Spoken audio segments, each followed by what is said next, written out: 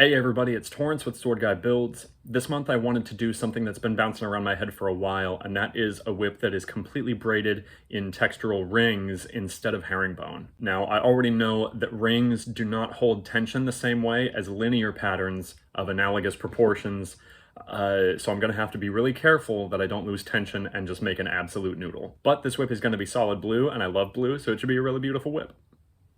I'm not going to bother showing the bellies being prepped and braided, but this will be a 5-foot falchion, so the core and bolsters are cowhide, and there are 2 4-plat rawhide bellies made from some hide centers.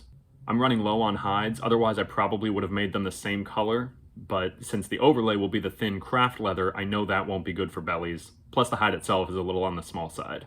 I take the second belly to right where the first belly ends, then tie it off to trim down the tails to a more consistent taper before continuing the braiding.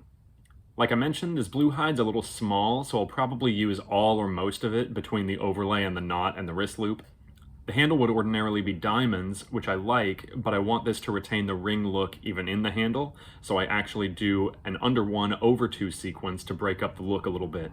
For the transition zone, I switch to under 2 over 2 rings, moving into under 3 over 3 rings instead of under 3 over 3 herringbone. The idea is to adjust the pattern with correspondence to the drops. So the 10-plat is under 2 over 3, the 8-plat is under 2 over 2, and the 6-plat is under 1 over 2. I also want the knots and wrist loop to reflect the circular patterns of the braiding, so the wrist loop is also braided in an under 2 over 2 pattern. The heel knot is tied with the usual 7/6 base, but receives a gaucho fan interweave.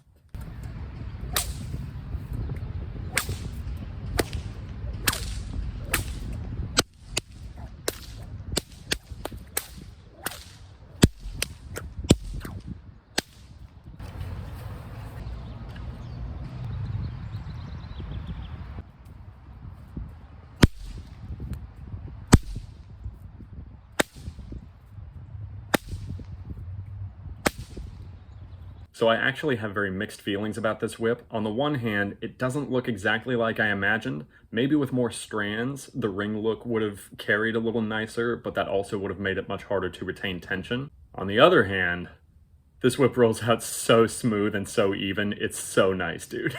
And I do love how the knots and the wrist loop look, but I did lose a little bit of tension in the drops.